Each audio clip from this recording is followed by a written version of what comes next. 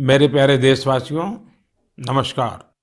आज आपसे मन की बात एक ऐसे समय कर रहा हूं जब कोरोना हम सभी के धैर्य, हम सभी के दुख बर्दाश्त करने की सीमा की परीक्षा ले रहा है। बहुत से अपने हमें असमय छोड़कर चले गए हैं।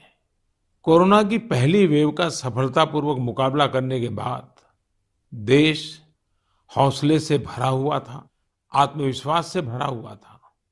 लेकिन इस तूफान ने देश को झकझोर दिया है। साथियों, बीते दिनों इस संकट से निपटने के लिए मेरी अलग-अलग सेक्टर्स के एक्सपर्ट्स के साथ, विशेषज्ञों के साथ लंबी चर्चा हुई है। हमारी फार्मा इंडस्ट्री के लोग हों, वैक्सीन मैन्युफैक्चरर्स हों, ऑक्सीजन के प्रोडक्शन से जुड़े लोग हों या फिर मेडिकल फील्ड के जानकार, उन्होंने अपने महत्वपूर्ण सुझाव सरकार को दिए हैं।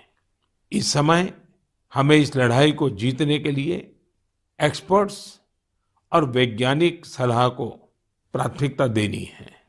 राज्य सरकार के प्रयत्नों को आगे बढ़ाने में भारत सरकार पूरी शक्ति से जुटी हुई है। राज्य सरकारें भी अपना दायित्व निभाने की पूरी कोशिश कर रही हैं। साथियों, कोरोना के खिलाफ इस समय बहुत बड़ी लड़ाई देश के डॉक्टर और हेल्थ वर्कर्स लड़ रहे हैं। पिछले एक साल में उन्हें इस बीमारी को लेकर हर तरह के अनुभव भी हुए हैं। हमारे साथ इस समय मुंबई से प्रसिद्ध डॉक्टर शशांक जोशी जी जुड़ रहे हैं। डॉक्टर शशांक जी को कोरोना के इलाज और इससे जुड़ी रिसर्च का बहुत जमीनी अनुभव है। वो इंडियन कॉलेज ऑफ फिजिशियंस के डीन भी रह चुके हैं। आइए बात करते हैं डॉक्टर शशांक से। नमस्कार डॉक्टर शशांक जी। नमस्कार सर। अभी कुछ दिन पहले ही मुझे आपसे बात करने का अवसर मिला था। आपके विचारों की स्पष्टता मुझे बहुत अच्छी लगी थी। मुझे लगा देश के सभी नागरिकों को आपके विचार जानने चाहिए। जो बातें सुनने में आती है उसी को मैं एक सवाल के रूप में आपके सामने प्रस्तुत करता हूँ। डॉक्टर शशांक, आप लोग इस समय दिन रात जीवन रक्षा के काम में लगे हुए हैं। सबसे पहले तो मैं चाहूंगा कि आप सेकंड वेव के बारे में लोगों को बताएं। मेडिकली ये कैसे अलग है और क्या-क्या सावधानी जरूरी है? धन्यवाद सर। ये दूसरी बाढ़ आई है, ये तेजी से आई है। तो जितनी पहली बाढ़ थी उससे ये वायरस ज़्यादा तेज चल रहा है। लेकिन अच्छी बात यह है कि उससे ज़्यादा रफ्तार से रिकवरी भी है और मृत्यु दर काफ़ी कम है। इसमें 2-3 फर्क है।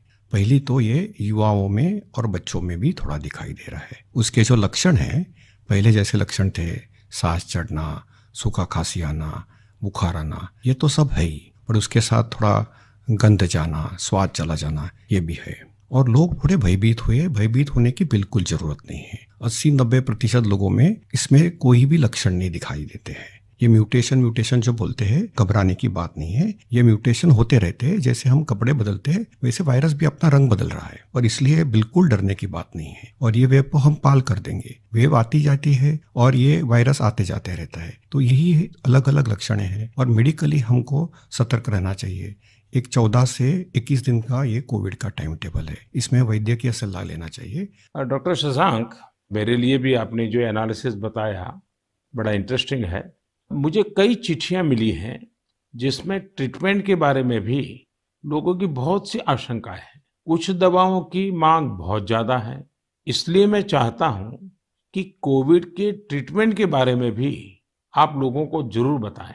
हाँ सर, क्लिनिकल ट्रीटमेंट लोग बहुत देरी से चालू करते हैं और अपने आप बीमारी से दब जाएंगी ये भरोसे पे रहते हैं और मोबाइल पे आने वाली बातों पे भरोसा रखते हैं। और अगर सरकारी दी हुई सूचना का पालन करे तो ये कठिनाई का सामना नहीं आता है। तो कोविड में जो ट्रीटमेंट क्लिनिकल प्रोटोकॉल है उसमें 3 प्रकार की तीव्रता है। हल्का या माइल्ड कोविड, मध्यम या मॉडरेट कोविड और तीव्र कोविड जो सीवियर कोविड बोलते हैं, इसके लिए है। तो जो हल्का कोविड है उसके लिए तो हम ऑक्सीजन का मॉनिटरिंग करते हैं, पल्स का मॉनिटरिंग करते हैं, बुखार का मॉनिटरिंग करते हैं। बुखार बढ़ जाता है तो कभी कभी पैरासीटामोल जैसी दवाई का इस्तेमाल करते हैं और अपने डॉक्टर से संपर्क करना चाहिए। जो मॉडरेट कोविड होता है, मध्यम कोविड होता है या तीव्र कोविड होता है, तो वैद्य की अपने डॉक्टर के साथ संपर्क करना बहुत जरूरी है। सही और सस्ती दवाई अवेलेबल है जिसमें स्टीरॉयड जो है ये जान बचा सकती है, जो इनहेलर्स दे सकते हैं हम, टैबलेट दे सकते हैं हम, और उसके साथ ही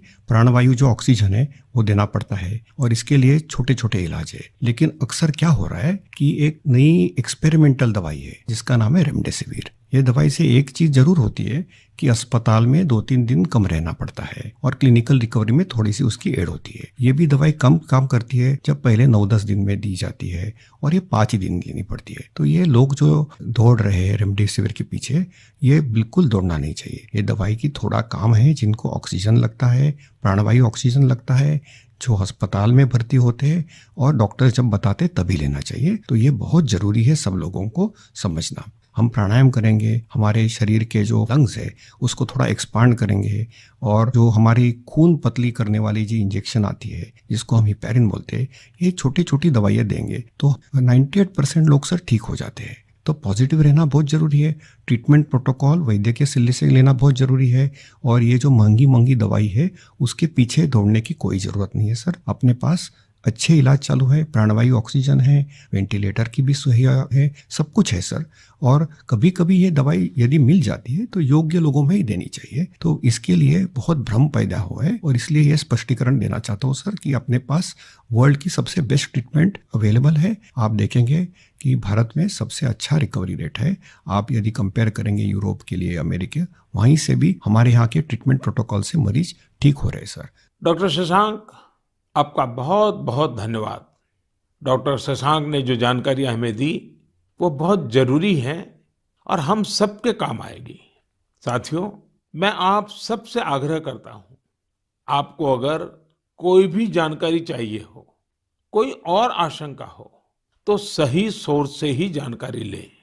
आपके जो फैमिली डॉक्टर हो, आसपास के जो डॉक्टर्स हो, आप उनसे फोन से संपर्क करके सलाह लीजिए। मैं देख रहा हूं कि हमारे बहुत से डॉक्टर खुद भी ये जिम्मेदारी उठा रहे हैं। कई डॉक्टर्स सोशल मीडिया के जरिए लोगों को जानकारी दे रहे हैं, फोन पर, व्हाट्सएप पर भी काउंसलिंग कर रहे हैं। कई हॉस्पिटल की वेबसाइटें हैं जहां जानकारियां भी उपलब्ध हैं, और वहां आप डॉक्टर से परामर्श भी ले सकते हैं। ये बहुत सराहनीय है। मेरे साथ श्रीनगर से डॉक्टर नावीद नजीर शाह जुड़ रहे हैं। डॉक्टर नावीद श्रीनगर के गवर्नमेंट मेडिकल कॉलेज में प्रोफेसर हैं। नावीद जी अपनी देखरेख में अनेकों कोरोना पेशेंट्स को ठीक कर चुके हैं, और रमजान के इस पवित्र माह में डॉक्टर नावीद अपना कार्य भी निभा रहे हैं, और उन्होंने हमसे बातचीत के लिए समय भी निकाला है। आइए उन्हीं से बात करते हैं। नावीद जी, नमस्कार। नमस्कार सर। डॉक्टर नावीद, मन की बात के हमारे श्रोताओं ने इस मुश्किल समय में पैनिक मैनेजमेंट का सवाल उठाया है।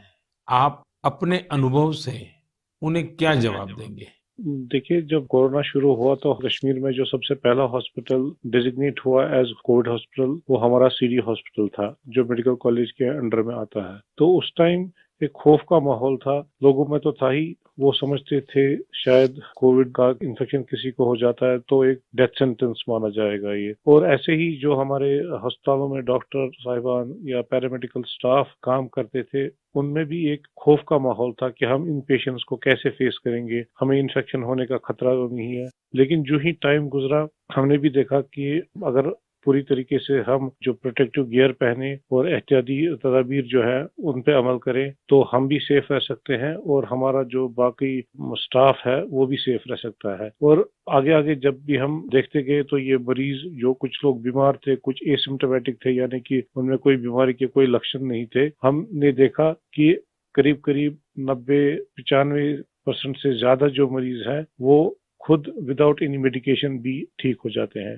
तो वक्त जैसे गुजरता गया तो लोगों में जो कोरोना का एक डर था वो बहुत कम हो गया। आज की बात जो हम ये सेकंड वेव जो इस टाइम हमारी आई है इस कोरोना में, इस टाइम भी हमें पैनिक होने की जरूरत नहीं है। इस मौके पे भी हम अगर जो प्रोटेक्टिव मेजर्स हैं, जो एसओपीज है, अगर उन पे हम अमल करेंगे, जैसे मास्क पहनना, हैंड सैनिटाइजर का यूज करना, इसके अलावा फिजिकल डिस्टेंस मेंटेन करना या सोशल गैदरिंग्स हम अवॉइड करें, तो हम अपना रोजमर्रा का काम भी बखूबी निभा सकते हैं और इस बीमारी से प्रोटेक्शन भी पा सकते हैं। डॉक्टर नावीद, वैक्सीन को लेकर भी लोगों के कई सारे सवाल हैं, जैसे कि वैक्सीन से कितनी सुरक्षा मिलेगी, वैक्सीन के बाद कितना आश्वस्त रह सकते हैं। आप कुछ बात इसमें बताएं तो श्रोताओं को बहुत लाभ होगा। जब कोरोना का इन्फेक्शन सामने आया, तब से आज तक हमारे पास अभी कोविड-19 के अगेंस्ट कोई इफेक्टिव ट्रीटमेंट अवेलेबल नहीं है। तो हम इस बीमारी को फाइट दो ही चीजों से कर सकते हैं, एक तो प्रोटेक्टिव मेजर, और हम पहले से ही कह रहे थे कि अगर कोई इफेक्टिव वैक्सीन हमारे पास आए तो वो हमें इस बीमारी से निजात दिला सकता है। और हमारे मुल्क में दो वैक्सीन इस टाइम अवेलेबल है, कोवैक्सीन है, कोविशील्ड है, जो यहीं पे बना हुआ वैक्सीन है। और कंपनीज भी अपनी जो उन्होंने ट्रायल्स की हैं, तो उसमें भी देखा गया है कि इसकी एफिकेसी जो है वो 60% से ज्यादा है। अगर हम जम्मू कश्मीर की बात करें, हमारी यूटी में अभी तक 15 से 16 लाख तक लोगों ने अभी ये वैक्सीन लगाया है। हाँ, सोशल मीडिया में काफी इसके जो मिसकंसेप्शन या मिथ्स इसमें आए थे कि ये साइड इफेक्ट्स हैं। अभी तक हमारे जो भी यहाँ पे वैक्सीन लगे हैं, कोई साइड इफेक्ट उनमें नहीं पाया गया है। सिर्फ जो आम हर किसी वैक्सीन के साथ एसोसिएटेड होता है, किसी को बुखार आना, पूरे बदन में दर्द, या लोकल साइट जहाँ पे इंजेक्शन लगता है वहाँ पे पेन होना, ऐसे ही साइड इफेक्ट्स हमने हर मरीज में देखे हैं। तो कोई ग्रॉस हमने कोई एडवर्स इफेक्ट नहीं देखा है। हाँ, और दूसरी बात, लोगों में ये भी आशंका थी कि कुछ लोग आफ्टर वैक्सीनेशन यानी वैक्सीन टीकाकरण के बाद पॉजिटिव हो गए। इसमें कंपनी से ही गाइडलाइन है कि उसमें अगर किसी को टीका लगा है उसके बाद उसको इन्फेक्शन हो सकता है, वो पॉजिटिव हो सकता है, लेकिन जो बीमारी की सीवियरिटी है यानी बीमारी की शिद्दत जो है उन मरीजों में उतनी नहीं होगी। यानी कि वो पॉजिटिव हो सकते हैं, लेकिन जो बीमारी है वो एक जानलेवा बीमारी उनमें साबित नहीं हो सकती है। इसलिए जो भी ये मिसकंसेप्शंस हैं वैक्सीन के बारे में, वो हमें दिमाग से निकालने चाहिए। और जिसकी बारी आई, क्योंकि 1 मई से हमारा पूरे मुल्क में जो भी 18 साल से ज्यादा की उम्र के हैं उनको वैक्सीन लगाने का कार्यक्रम शुरू होगा, तो लोगों से अपील यही करेंगे कि आप आए, वैक्सीन लगवाएं और अपने आप को भी प्रोटेक्ट करें, और ओवरऑल हमारी सोसाइटी और हमारी कम्युनिटी इससे प्रोटेक्ट हो जाएगी कोविड-19 के इन्फेक्शन से। डॉक्टर नावीद, आपका बहुत बहुत धन्यवाद और आपको रमजान के पवित्र महीने की बहुत बहुत शुभकामनाएं। बहुत बहुत शुक्रिया। साथियों, कोरोना की इस संकट काल में वैक्सीन की अहमियत सभी को पता चल रही है। इसलिए मेरा आग्रह है कि वैक्सीन को लेकर किसी भी अफवाह में न आए। आप सभी को मालूम भी होगा कि भारत सरकार की तरफ से सभी राज्य सरकारों को फ्री वैक्सीन भेजी गई है, जिसका लाभ 45 साल की उम्र के ऊपर के लोग ले सकते हैं। अब तो 1 मई से देश में 18 साल के ऊपर के हर व्यक्ति के लिए वैक्सीन उपलब्ध होने वाली है। अब देश का कॉरपोरेट सेक्टर, कंपनियां भी अपने कर्मचारियों को वैक्सीन लगाने के अभियान में भागीदारी निभा पाएगी। मुझे ये भी कहना है कि भारत सरकार की तरफ से मुफ्त वैक्सीन का जो कार्यक्रम अभी चल रहा है, वो आगे भी चलता रहेगा। मेरा राज्यों से भी आग्रह है कि वो भारत सरकार के इस मुफ्त वैक्सीन अभियान का लाभ अपने राज्य के ज्यादा से ज्यादा लोगों तक पहुंचाएं। साथियों, हम सब जानते हैं कि बीमारी में हमारे लिए अपने परिवार की देखभाल करना मानसिक तौर पर कितना मुश्किल होता है, लेकिन हमारे अस्पतालों के नर्सिंग स्टाफ को तो यही काम लगातार कितने ही मरीजों के लिए एक साथ करना होता है। ये सेवा भाव हमारे समाज की बहुत बड़ी ताकत है। नर्सिंग स्टाफ द्वारा की जा रही सेवा और परिश्रम के बारे में सबसे अच्छे से तो कोई नर्स ही बता सकती है। इसलिए मैंने रायपुर के doctor B.R. Ambedkar medical college hospital में अपनी सेवाएं दे रही सिस्टर भावना ध्रुव जी को मन की बात में आमंत्रित किया है। वो अनेकों कोरोना मरीजों की देखभाल कर रही हैं। आइए उन्हीं से बात करते हैं। नमस्कार भावना जी। आदरणीय प्रधानमंत्री जी, नमस्कार। भावना जी, यस सर। मन की बात सुनने वालों को आप जरूर ये बताइए कि आपके परिवार में इतनी सारी जिम्मेवारियां, इतने सारे मैंने मल्टीटास्क, और सर। उसके बाद भी आप कोरोना के मरीजों के साथ काम कर यस रही सर। हैं। कोरोना के मरीजों के साथ आपका जो अनुभव रहा, वो जरूर देशवासी सुनना चाहेंगे, क्योंकि सिस्टर जो होती हैं, नर्सिस जो होते हैं, वो यस सर। पेशेंट के सबसे निकट होती हैं और सबसे लंबे समय तक होती हैं। Yes sir. तो वो हर चीज को बड़ी बारीकी से समझ सकती हैं। जी बताइए।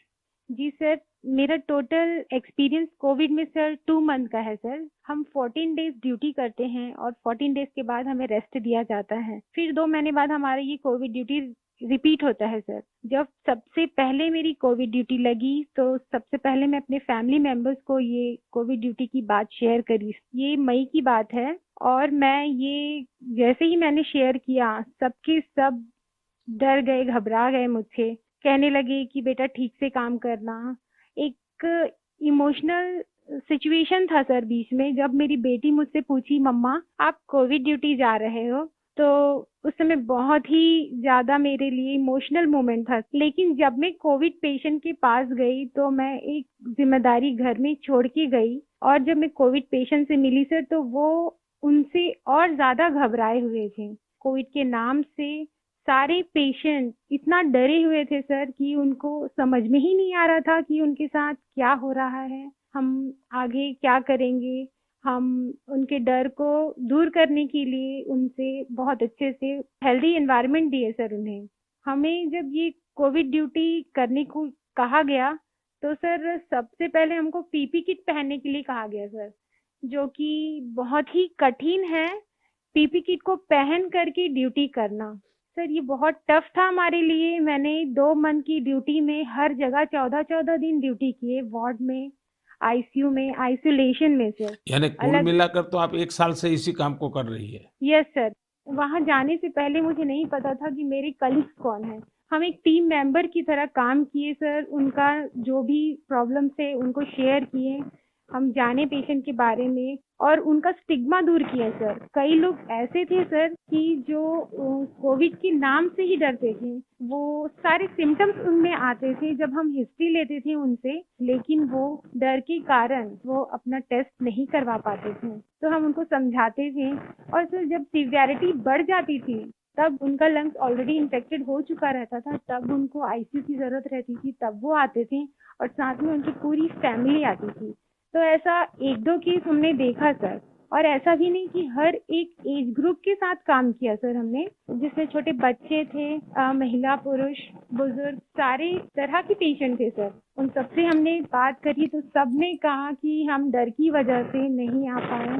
सबका यही हमें आंसर मिला सर। तो हम उनको समझाएं सर कि डर कुछ नहीं होता है, आप हमारा साथ दीजिए, हम आपका साथ देंगे। बस आप जो भी प्रोटोकॉल्स है उसे फॉलो कीजिए। बस हम इतना उनसे कर पाए सर। भावना जी, मुझे बहुत अच्छा लगा आपसे बात कर करके। आपने काफी अच्छी जानकारियां दी हैं, अपने स्वयं के अनुभव से दी हैं। जी तो सर। जरूर देशवासियों को इससे एक पॉजिटिविटी का मैसेज जाएगा। आपका बहुत बहुत धन्यवाद भावना जी।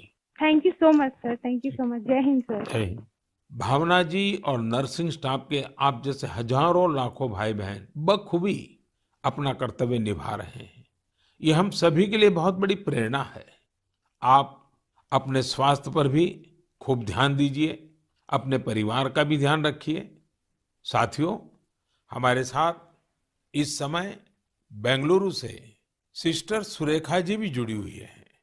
सुरेखा जी केसी जनरल हॉस्पिटल में सीनियर नर्सिंग ऑफिसर हैं।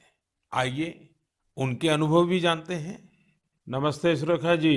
I'm really proud and honored, sir, to speak to Prime Minister of our country. Surekha ji, you along with all fellow nurses and hospital staff are doing excellent work. India is thankful to you all.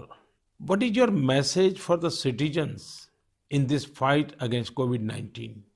Yes, sir. Being a responsible citizens, I would really like to tell something like, please be humble to your neighbors, and early testing and proper tracking help us to reduce the mortality rate. And moreover, please, if you find any symptoms, isolate yourself and consult nearby doctors and get treated as early as possible.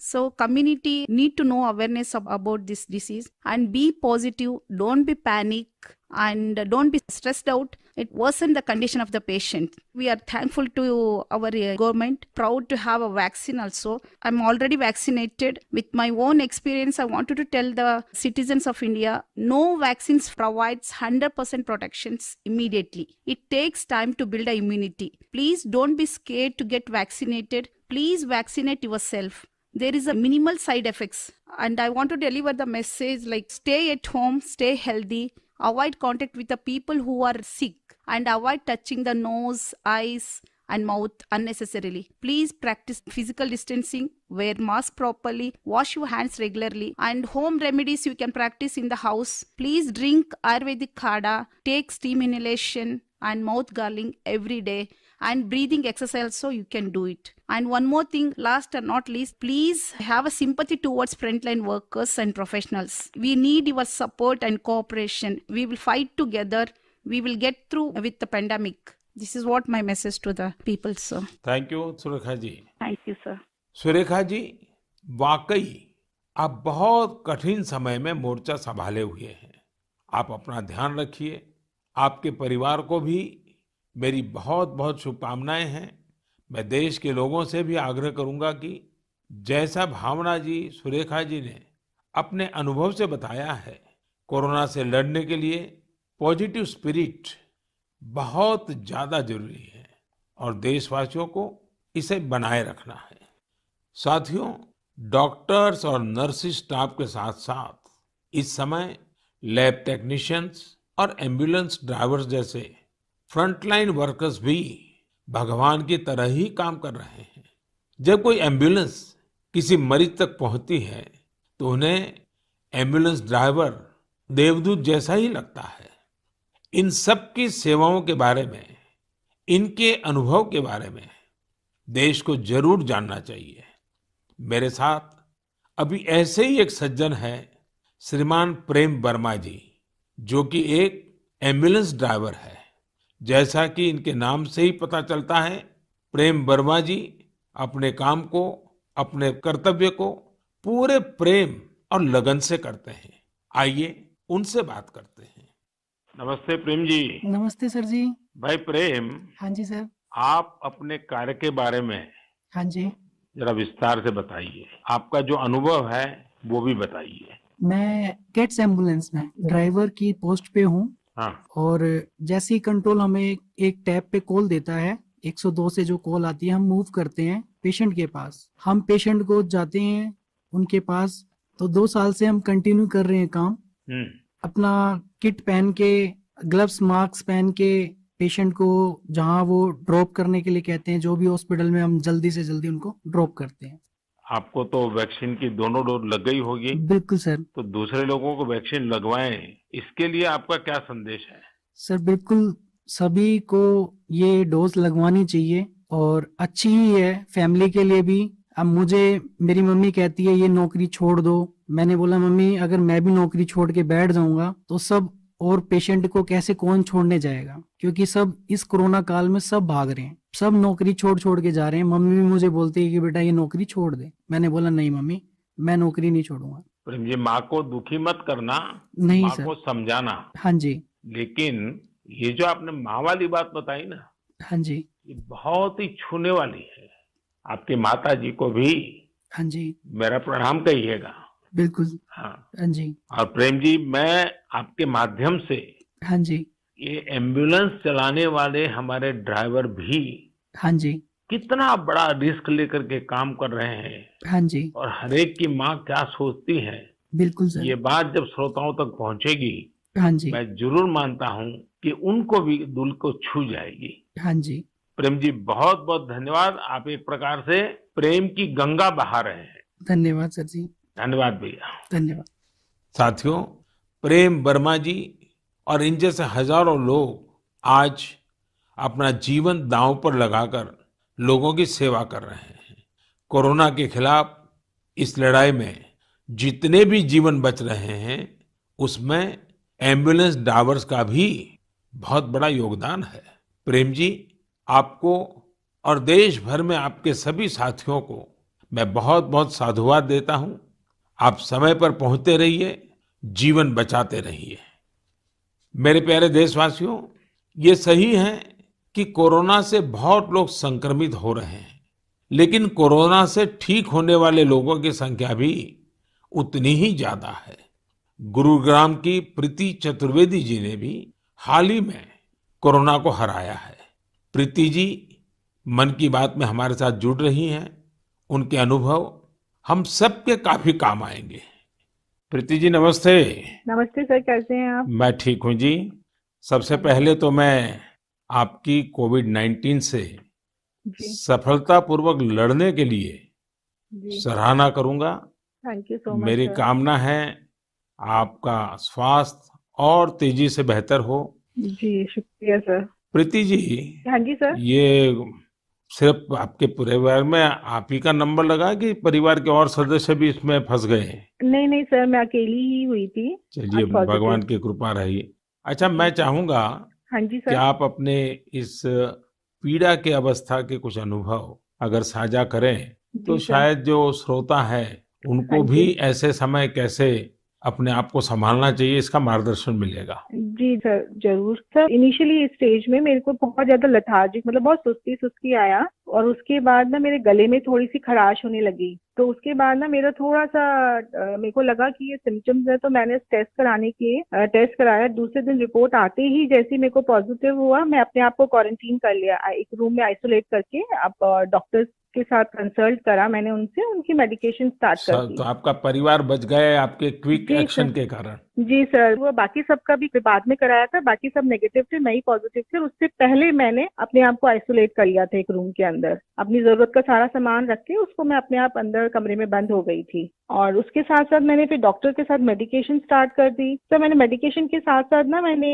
Yoga, Ayurvedic, और साथ में मैंने ना काढ़ा भी लेना शुरू कर दिया था अपनी इम्यूनिटी बूस्ट करने के लिए। और सर मैं दिन में, मतलब जब भी अपना भोजन वगैरह लेती थी, उससे मैंने हेल्दी फूड जो कि प्रोटीन रिच डाइट थी वो लिया। मैंने बहुत सारा फ्लूइड लिया, मैंने स्टीम लिया, गार्गल किया और हॉट वाटर लिया। मैंने दिन भर मैं इन सब चीजों को ही अपने उस जीवन में लेती आई डेली। और सर इन दिनों में ना सबसे बड़ी बात मैं बोलना चाहूंगी कि घबराना तो बिल्कुल नहीं है, बहुत मेंटली स्ट्रांग करना, जिसके लिए मेरे को ना योगा ने बहुत ज्यादा, ब्रीदिंग एक्सरसाइज करती थी ना, उससे मुझे अच्छा लगता था उसको करने से मुझे।